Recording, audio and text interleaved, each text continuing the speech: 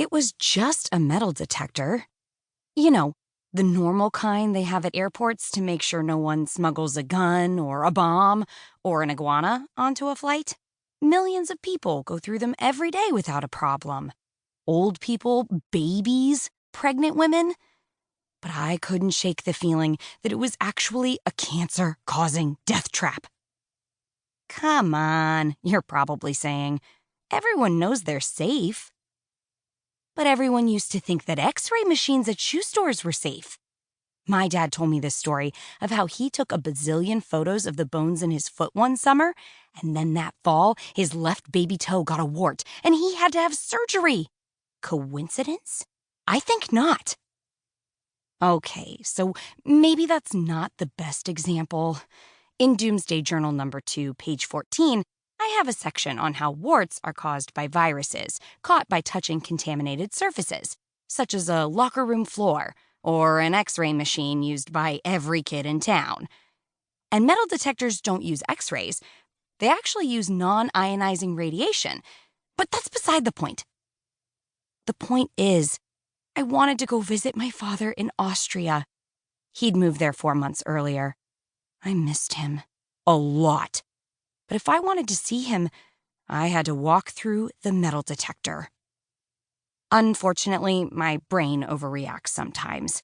It tells me that many, many things are dangerous, and not things that lots of people think are scary, like making new friends or public speaking or math tests. I'm actually okay with all of those. No, my brain tells me I should avoid certain things that most people believe are safe, like metal detectors. Of course, logically, I understood my fear didn't make much sense, but I still didn't want to walk through that beeping monstrosity. I could practically see the rays zapping each person who walked through, mutating harmless freckles into skin cancer. The line got shorter and shorter. I started gulping down air, trying to catch my breath. "Are you all right, Becca?" my mom asked. She was flying to Austria with me, not to see my father. They'd been happily divorced for years, but so she could take a summer backpacking trip through Europe. I was glad she was traveling with me, but I was also a little embarrassed. I mean, I was 12. I should have been able to get on a plane by myself. All I had to do was sit there. My friend Chrissy started flying to Atlanta by herself each summer to see her grandparents when she was 8. But we all knew there was no way I'd be able to get on a plane alone. Planes. Sometimes they crash and explode. No, I can't think about that now. I have to get through the metal detector first. "Yes?" I squeaked. "I'm fine." Mom knew I was lying. She took my hand and squeezed it. It was clammy and cold. I tried to distract myself like Dr. Teresa told me to do. Focus on Austria. Austria. The sound of music. Happy children frolicking in the Alps. Doe. A deer. A female deer. And... Suddenly, we were at the front of the line. Mom moved smoothly and efficiently like a cat, carefully putting her purse and backpack onto the conveyor belt.